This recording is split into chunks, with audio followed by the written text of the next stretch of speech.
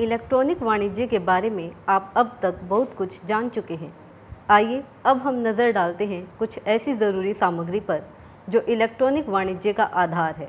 यह वह आधारभूत शब्द हैं जो कि एक इलेक्ट्रॉनिक व्यापारी को अपने उत्पाद को बेचने के लिए इलेक्ट्रॉनिक वाणिज्यिक साइट पर डालने होते हैं, जिससे ज़्यादा उपभोक्ताओं को उत्पाद खरीदने के लिए आकर्षित किया जा सके।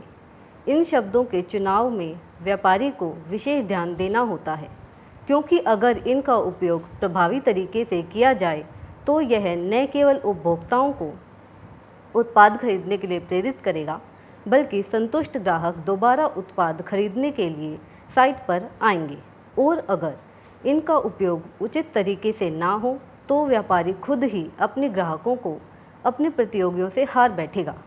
इस प्रस्तुति में हम कुछ ऐसे बिंदुओं पर विस्तृत चर्चा करेंगे जो इलेक्ट्रॉनिक वाणिज्य की ऑनलाइन सामग्री को विशिष्ट बनाते हैं। पहला है उत्पाद के वर्गीकरण का वर्णन, क्योंकि एक उत्पाद के वर्गीकरण का वर्णन ही एक ऐसा स्रोत है जिसके माध्यम से ज़्यादा उपभोक्ताओं के समूह को सीधा साइट के विक्रय पेज तक ले जाया जा सकता है। यह सामान्यतः एक ऐसा शब्द होना चाहिए जो एक विशेष समूह के उत्पाद का प्रतिनिधित्व करे, चाहे वह उत्पाद के ब्रांड का नाम ही क्यों ना हो। इन शब्दों के चुनाव के लिए विशेष ध्यान देने की आवश्यकता है, ताकि उपभोक्ता जब भी किसी उत्पाद या सेवा के लिए उस शब्द को टाइप करे तब व्यापारी का ही उत्पाद सर्वप्रथम दिखे, उपभोक्ता का ध्यान उस उत्पाद पर खींचा चला जाए। इसके लिए कुछ बातें एक व्यापारी को ध्यान रखनी चाहिए, जैसे कि व्यापारी को यह पता होना चाहिए कि उसके भावी उपभोक्ता कौन हो सकते हैं और उन्हें क्या चाहिए। उन्हें इससे भी अवगत करवाया जाए कि व्यापारी का उत्पाद किस तरह उपभोक्ताओं की ज़रूरतों को पूरा करेगा। इसके अलावा एक व्यापारी का यह भी कर्तव्य है कि वह अपने अन्य उत्पादों की बिक्री के लिए भी कुछ लिंक प्रदान करे। कभी कभी कुछ व्यापारी इन शब्दों पर इतना ध्यान देते हैं कि उनकी साइट केवल इन शब्दों का समूह बनकर रह जाती है। उसके लिए आवश्यक है कि सीमित शब्दों का ही उपयोग किया जाए। इलेक्ट्रॉनिक वाणिज्य की सामग्री में दूसरा महत्वपूर्ण कदम है उत्पाद का वर्णन। उत्पाद का वर्णन करने वाला पेज साइट का वह पेज है जो यह निर्धारित करता है कि बिक्री वास्तव में होगी या नहीं। यह एक तरह का निर्णायक पेज भी कहा जा सकता है, अतः इसकी संरचना बहुत सोच समझकर की जानी चाहिए। यह पेज उपभोक्ताओं की आवश्यकताओं का ध्यान रखकर उन्हें उत्पाद को खरीदने के लिए प्रोत्साहित करता है। कभी कभी इस पेज में उत्पाद की जानकारी देने के लिए वीडियोस का भी उपयोग किया जाता है। इन वीडियोस को बनाते समय व्यापारी की टोन ऐसी होनी चाहिए जो उपभोक्ताओं को आकर्षित कर सके। उत्पाद की जानकारियों को केवल लिख देना या बता देना ही पर्याप्त नहीं है। उत्पाद की विशेषता के उपभोक्ताओं को लाभ भी बताने चाहिए। इस पेज को बनाते समय ध्यान रखना चाहिए कि यह उपभोक्ताओं को उत्पाद विक्रय के लिए बनाया जा रहा है। किसी सर्च इंजन के लिए संदेश के साथ कुछ सब हेडिंग का भी उपयोग किया जाना चाहिए, जिसमें उत्पाद के लाभों का वर्णन हो। इस बात का भी ध्यान रखना है कि संदेश ज़्यादा बड़ा ना हो जिससे कि वह उबाऊ लगने लगे। उत्पाद की जानकारियाँ देते समय अतिशयोक्ति से भी बचना चाहिए। कभी कभी उत्पाद को बेचने के लिए गलत जानकारियाँ भी व्यापारी द्वारा दे दी जाती हैं, जैसे कि उत्पाद का आकार वास्तविकता से ज़्यादा बड़ा दिखाना, उत्पाद की गुणवत्ता के बारे में झूठ बोलना। यह पूर्णतः नैतिकता के विरोध में है। ऐसा नहीं किया जाना चाहिए, क्योंकि हो सकता है कि उपभोक्ता एक बार तो उत्पाद खरीद ले, पर व्यापारी भविष्य में उस उपभोक्ता और अपनी साख दोनों को खो बैठेगा। इलेक्ट्रॉनिक ई वाणिज्य ऑनलाइन सामग्री का अगला चरण है ब्लॉगिंग। ब्लॉगिंग एक बहुत ही अच्छा तरीका है जिसके माध्यम से व्यापारी विभिन्न उपभोक्ताओं को ब्रांड के साथ जोड़ सकता है, उसका विश्वास जीत सकता है। यह माना जाता है कि नियमित रूप से संशोधित किया गया ब्लॉग सर्च इंजन पर अपना स्तर सुधार सकता है। इसका मुख्य कारण उत्पाद की विभिन्न जानकारियां देना और उपभोक्ताओं का मनोरंजन करना है, जिससे उत्पाद का मूल्यवर्धन हो सके। उदाहरण के लिए एक केश उत्पाद कंपनी जो विभिन्न ब्लॉगिंग में केवल अपनी कंपनी का समाचार ही देती है, ऐसी कंपनी उपभोक्ताओं को उत्पाद खरीदने के लिए आकर्षित नहीं कर सकती। वहीं दूसरी ओर ऐसी कंपनी जो उत्पाद की उपयोग की विभिन्न जानकारियाँ और साथ ही साथ हेयर स्टाइल सुझाए, वह कंपनी ज़्यादा से ज़्यादा उपभोक्ताओं को जोड़ पाएगी। अतः यह आवश्यक है कि नियमित रूप से ब्लॉग किया जाए। जितनी ज़्यादा समय समय पर ब्लॉगिंग की जाएगी, ज़्यादा से ज़्यादा उपभोक्ताओं तक पहुंचना आसान हो जाएगा। उत्पाद की उन विशेषताओं का वर्णन किया जाना चाहिए जो उपभोक्ताओं के लिए उपयोगी हो। यह एक तरीके से बिक्री के लिए उत्पाद की विशेषताएं बताता है। इलेक्ट्रॉनिक ई-वाणिज्य सामग्री का अगला चरण है मार्गदर्शन। मार्गदर्शन के लिए सहायक होना। उत्पाद के लिए मार्गदर्शन दिया जाना एक बहुत ही प्रभावी तरीका है, जिसके माध्यम से उपभोक्ताओं को उत्कृष्ट सेवाएं दी जा सकती हैं जो उनका विश्वास जीतती है। और अगर व्यापारी उपभोक्ता का विश्वास जीत लेता है, वह उपभोक्ता भी दोबारा उस उत्पाद के लिए उसी व्यापारी तक वापस लौटता है। मार्गदर्शन के लिए विभिन्न जानकारियों का लिंक सीधा ही उत्पाद के वर्णन वाले पेज पर दिया जाना चाहिए, जिससे उपभोक्ताओं को उत्पाद के उपयोग के मार्गदर्शन के लिए विभिन्न ऑनलाइन मंच जैसे कि यूट्यूब पर न जाना पड़े। यह मार्गदर्शन बहुत थोड़े शब्दों में होना चाहिए, जिससे उपभोक्ता उसके हर एक बिंदु पर विचार कर सके। मार्गदर्शन में सामान्यतः अनेक चरण होते हैं। व्यापारी के लिए यह काफ़ी हितकर होगा कि वह मार्गदर्शन के लिए विभिन्न चरणों को अंक प्रदान करे, और कुछ चरण ऐसे होते हैं जिन पर उपभोक्ताओं का ध्यान दिलाना बहुत आवश्यक होता है। अतः ऐसे चरणों को बोल्ड या इटालियन भाषा में लिखा जाना चाहिए। उत्पाद के उपयोग के लिए अतिरिक्त वीडियोज़ व फोटोज़ का भी उपयोग होना चाहिए। कोई भी उपभोक्ता उत्पाद को उसकी उपयोगिता से खरीदता है, अतः व्यापारी को इस ओर भी विशेष ध्यान देना चाहिए। व्यापारी को इस मार्गदर्शन का विवरण देते हुए यह समझना चाहिए कि वह खुद उस उत्पाद का भावी उपभोक्ता होने वाला हो। इससे वह यह समझ पाएगा कि उपभोक्ता को किस तरह के मार्गदर्शन की आवश्यकता है। कभी कभी व्यापारी कुछ पहले से ही अनुमान लगा देता है, जो कि उत्पाद की बिक्री में गिरावट का मुख्य कारण हो सकता है। अतः इस विवरण में विभिन्न तकनीकी शब्दों का उपयोग नहीं किया जाना चाहिए। शब्दों का निर्माण कुछ ऐसा होना चाहिए जो एक सामान्य नागरिक भी समझ पाए। ऑनलाइन सामग्री का अगला चरण है न्यूज़लेटर का उपयोग। एक व्यापारी उपभोक्ता का विश्वास जीत लेता है तो इसे न्यूज़लेटर की सहायता से सुरक्षित व सुदृढ़ बना सकता है। यह एक विशेष तरीका है जिसके माध्यम से किसी उत्पाद विशेष के उपभोक्ताओं को केवल वही जानकारियाँ भेजी जाती हैं जो उनके लिए उपयोगी है, और यह कार्य विभिन्न सर्च इंजन के माध्यम से किया जा सकता है। उदाहरण के लिए एक ऐसा उपभोक्ता जिसने कंपनी से पुरुषों के जूते खरीदे हैं, वह शायद उन जानकारियों के बारे में जानना पसंद नहीं करेगा जो स्त्री व बच्चों के उत्पाद के बारे में हो। इस बात की ज़्यादा संभावना है कि वह पुरुषों के उत्पाद में आने वाले नए नए परिवर्तनों के बारे में सुनना पसंद करेगा। अतिरिक्त पर्सनलाइजेशन का एक और तरीका भी है जिसके माध्यम से उपभोक्ता उस विशेष कंपनी से ज़्यादा जुड़ाव महसूस करेगा, और वह यह है कि उसे जो न्यूज़लेटर भेजा जाए उसमें उपभोक्ता का पहला नाम और उसके द्वारा विभिन्न ऑनलाइन मंच पर खोजे गए उत्पाद का संदर्भ को आधार लेकर यह न्यूज़लेटर बनाया जाए।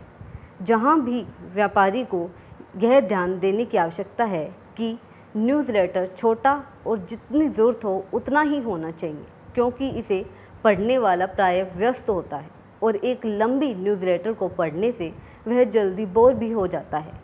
न्यूज़लेटर ऐसा होना चाहिए जिससे उपभोक्ता को लगे कि यह न्यूज़लेटर उसके लिए बनाया गया है। साथ ही न्यूज़लेटर में उपभोक्ताओं को व्यापारी की साइट पर दोबारा जाने के लिए उत्साहित किया जा सके। व्यापारी को इस बात पर भी विशेष ध्यान देना होगा कि न्यूज़लेटर ही एक विज्ञापन का साधन नहीं है, यह केवल पुराने उपभोक्ताओं को अपने साथ जोड़े रखने का साधन है। कभी कभी व्यापारी उपभोक्ताओं को भेजे गए न्यूज़लेटर में वह जानकारियाँ भी दे देते हैं जो उन्हें पहले से ही पता है। ऐसे में उपभोक्ता उस न्यूज़लेटर के कुछ महत्वपूर्ण बिंदुओं पर विशेष ध्यान नहीं देता। इन सब के अलावा भी कुछ ऐसे बिंदु हैं जो एक व्यापारी को इन सभी चरणों का निर्माण करते समय विशेष ध्यान देने की आवश्यकता है। इनमें से पहला बिंदु है, व्यापारी को अपने दर्शकों से पहले ध्यान देना चाहिए और गूगल पर बाद में। अनेकों बार ऐसा होता है कि व्यापारी अपनी सर्च रैंकिंग को बढ़ाने के लिए अनेक तरह के कीवर्ड्स, लिंक्स और अन्य तरह के नियमों में उलझ कर रह जाता है और वह अपने उपभोक्ताओं पर ध्यान नहीं दे पाता, जो कि उसकी पहली प्राथमिकता होनी चाहिए। प्रत्येक उत्पाद के वर्णन में स्पष्ट और उचित वर्णित किया जाना चाहिए। व्यापारी की एक खरीद निर्णय लेने के लिए जिन जानकारियों की आवश्यकता है, केवल उन्हीं का उपयोग किया जाना चाहिए। साइट पर विजिट करने वाले उपभोक्ता को कुछ ऐसा उत्पाद के बारे में दिखाना चाहिए जिससे वह आपकी साइट को छोड़ आगे प्रतियोगियों की साइट पर ना चला जाए। एक आवश्यक उत्पाद सामग्री का उपयोग न केवल उपभोक्ताओं को उत्पाद के बारे में बताता है, बल्कि यह ब्रांड वैल्यू में भी इजाफा करता है। एक इलेक्ट्रॉनिक व्यवसाय की सबसे बड़ी कमी यह है कि उपभोक्ता उत्पाद को ट्राई करके नहीं देख सकता। ऐसे में प्रत्येक उपभोक्ता यह चाहता है कि वह एक उत्कृष्ट उत्पाद को खरीदे। उचित और आवश्यकता अनुसार उत्पाद का वर्णन व्यापारी के ही हित में होता है, क्योंकि ऐसा वर्णन एक खरीदार का विश्वास और भविष्य में बिक्री के बढ़ने का मुख्य कारण होता है। दूसरा अत्यंत महत्वपूर्ण बिंदु जो उत्पाद के बारे में वर्णन करते हुए एक इलेक्ट्रॉनिक व्यापारी को ध्यान रखना चाहिए, वह है उपभोक्ताओं द्वारा उत्पाद के बारे में साझा किए गए अपने अनुभव। उपभोक्ता के द्वारा उत्पाद पर दिए गए अपने अनुभव एक तरह से अन्य उपभोक्ताओं का विश्वास जीतने के लिए इलेक्ट्रॉनिक व्यापारी के पास हथियार की तरह है। आज क्योंकि इलेक्ट्रॉनिक व्यवसाय ट्रायल की सुविधा नहीं देता, ऐसे में एक भावी उपभोक्ता कोई भी खरीद करने से पहले अन्य उपभोक्ताओं द्वारा व्यापार की साइट पर शेयर किए गए अनुभवों को या फिर 5 स्टार रेटिंग इत्यादि को ही आधार के तौर पर लेता है। व्यापारी के लिए यह आवश्यक है कि वह अन्य संतुष्ट ग्राहकों द्वारा पोस्ट की गई सफलता की कहानी, रेटिंग्स और कमेंट्स इत्यादि को अपनी साइट पर दिखाए, जो कि उसकी साइट में वैल्यू ऐड कर सके। इस तरह विभिन्न सक्सेस स्टोरीज इत्यादि को देखकर अन्य उपभोक्ता भी उसके उत्पाद की तरफ कुछ रुझान दिखाएंगे, क्योंकि एक उपभोक्ता व्यापारी की दृष्टि से उत्पाद को देखने के बजाय अन्य उपभोक्ताओं की दृष्टि से देखना पसंद करता है। तीसरा बिंदु जो उत्पाद के मूल्य संवर्धन में वृद्धि करता है, वह है उत्पाद के बारे में जानकारी देते समय शब्दों की संख्या पर विशेष बल देना। उत्पाद की बिक्री में वृद्धि के लिए केवल अन्य उपभोक्ताओं द्वारा दिए गए अपने अनुभवों को साइट पर डाल देना ही पर्याप्त नहीं। शब्दों की संख्या एक ऐसा जरूरी तत्व है जो उत्पाद की बिक्री को घटा भी सकता है और बढ़ा भी। शब्दों की संख्या मुख्य रूप से 2 उद्देश्यों को पूरा करती है। पहला तो यह है कि यह पढ़ने वाले को उत्पाद के बारे में जानकारी देता है, और दूसरा गूगल को यह शो करने के लिए कि व्यापारी उपभोक्ताओं की ज़रूरतों को पूरा करने के लिए पूरी तरह से निष्ठावान है, क्योंकि गूगल इस बात को बखूबी जानता है कि एक व्यापारी के लिए उसकी साइट के दर्शक कितने महत्वपूर्ण होते हैं, और व्यापारी यह कभी नहीं चाहेगा कि ऐसे दर्शक उसकी साइट से बिना कोई आदेश दिए चले जाएं। उत्पाद के बारे में केवल एक लाइन में ही बता देना पर्याप्त नहीं। कभी कभी व्यापारी उत्पाद के बारे में बहुत कम जानकारी देते हैं, लेकिन गूगल का पैंडा एल्गोरिथम अपडेट इस तरह की वेब सामग्री को पूरी तरह से खारिज करता है और वेब पेज को ही हटा देता है। अतः एक आदर्श उत्पाद विवरण लगभग 300 शब्दों का ही माना जाता है, क्योंकि 300 शब्दों में एक व्यापारी अपने उत्पाद के बारे में उचित रूप से विवरण और अन्य उपभोक्ताओं के द्वारा किए गए अपने कमेंट्स इत्यादि को डाल सकता है। और अगर यह विवरण 450 शब्दों से ज़्यादा हो जाए तो हो सकता है कि वह अपने भावी उपभोक्ताओं को खो दे। चौथा महत्वपूर्ण बिंदु जो उत्पाद के बारे में दर्शकों की गलत राय बना सकता है, वह है विवरण का डुप्लीकेट होना। कई बार व्यापारी जाने अनजाने या फिर अपने वेब पेज के बारे में कम जानकारी होने पर अपने उत्पाद के विवरण का कई स्थान पर डुप्लीकेशन कर देता है। यह एक तरह से विवरण की गुणवत्ता घटा सकता है।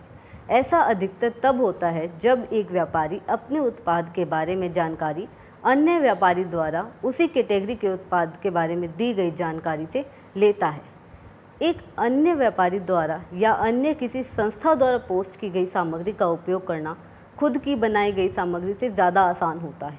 और गूगल इस बात को अच्छे तरीके से जानता है, जिस कारण वह इस तरह के वेब पेज पर एक ऊंची पेनल्टी लगाता है।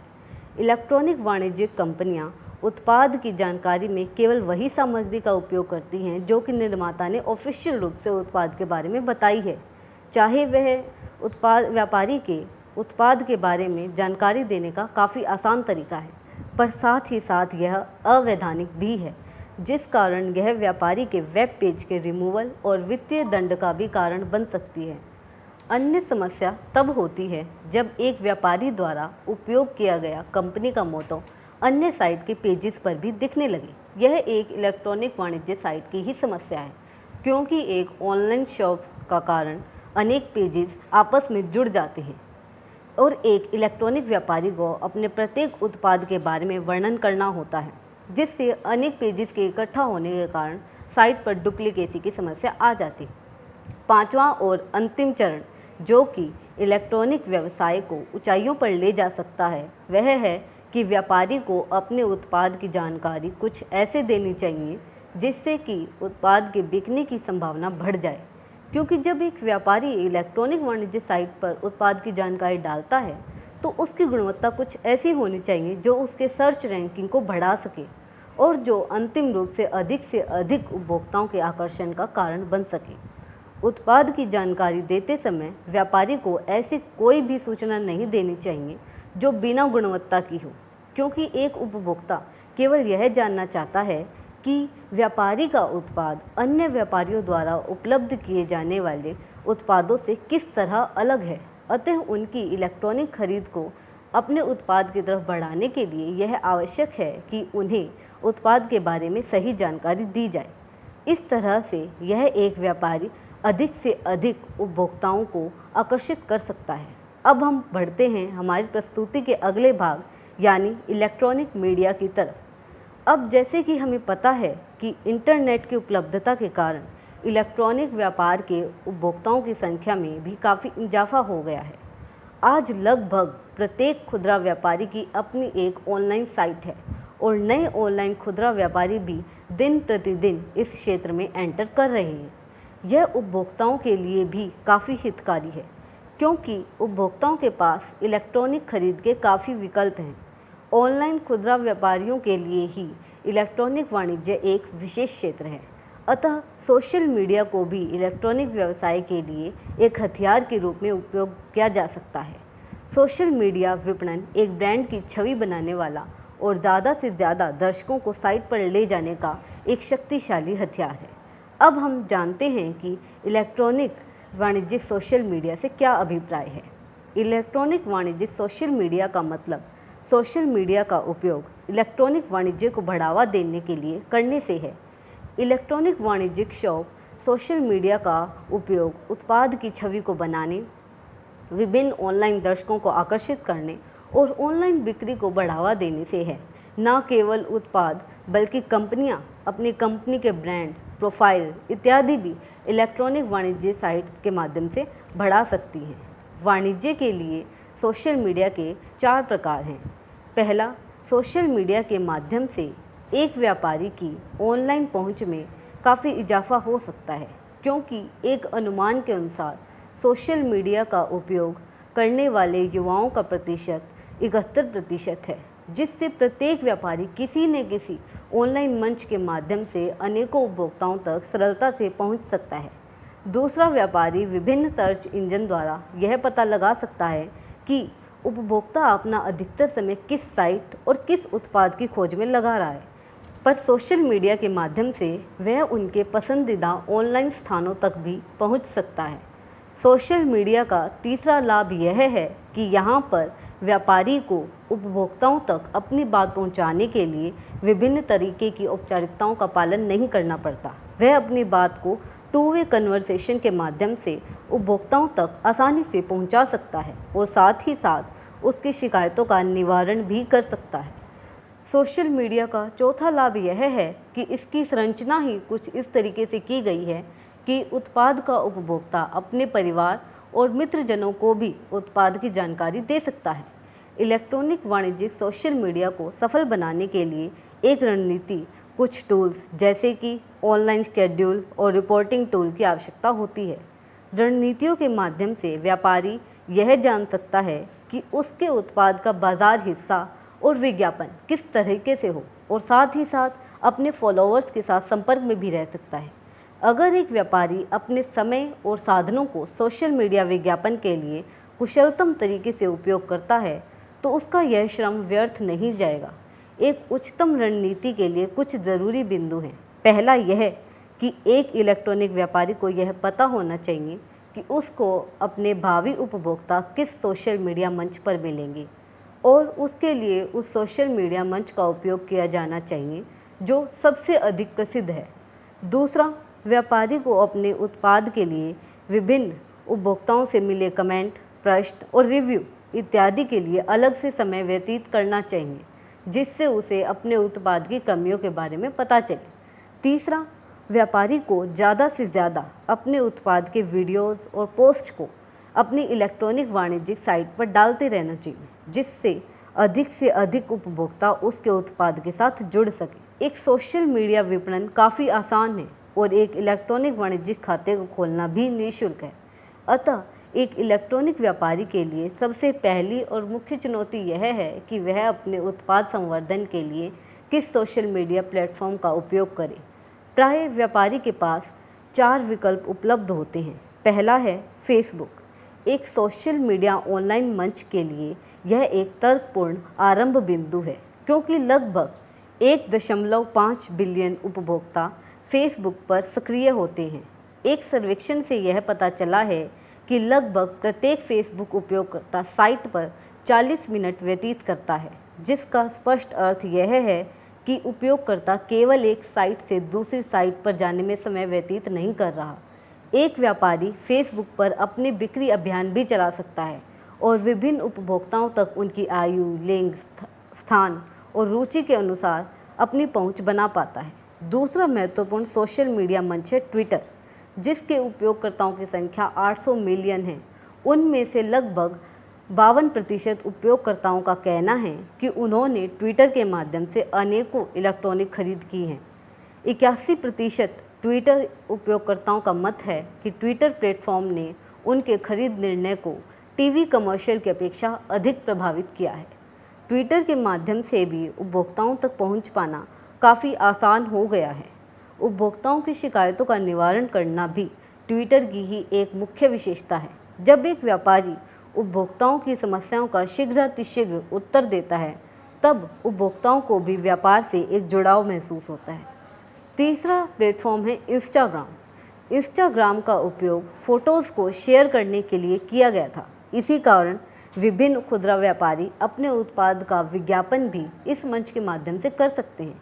इसके अतिरिक्त इसके 500 मिलियन मंथली उपयोगकर्ता हैं, जिससे इसके उपभोक्ताओं की संख्या के अधिक होने की संभावना काफ़ी ज़्यादा है। आज उपभोक्ता केवल उत्पाद ही नहीं, अपनी पसंदीदा कंपनी के बारे में भी जानना पसंद करता है, और अगर कंपनी अपनी कंपनी के फ़ोटोज़ डालती है तो यह ब्रांड के पीछे के चेहरों से उपभोक्ताओं को अवगत करवाती है। चौथा ऑनलाइन मंच जो इलेक्ट्रॉनिक खरीद को बढ़ावा देता है वह है स्नैपचैट। स्नैपचैट भी अनेकों उपयोगकर्ताओं का पसंदीदा मंच है। इसके लगभग 150 मिलियन प्रतिदिन के सक्रिय उपयोगकर्ता है, जिससे व्यापारी के भावी उपयोगकर्ता के इस मंच पर होने की संभावना बहुत ज़्यादा है। और अगर कंपनी के उत्पाद युवा लोगों के लिए है तो स्नैपचैट व्यापारी के लिए वरदान साबित होगा, क्योंकि स्नैपचैट के लगभग 71% उपयोगकर्ता 25 वर्ष से कम आयु के हैं। केवल 1% व्यापारियों का कहना है कि वह इलेक्ट्रॉनिक विज्ञापन के लिए इस मंच का उपयोग करते हैं। यह भविष्य का ऑनलाइन मंच है। व्यापारियों के लिए यह आवश्यक है कि वह इस मंच का उपयोग एक इलेक्ट्रॉनिक वाणिज्यिक सोशल मीडिया के लिए करें। धन्यवाद।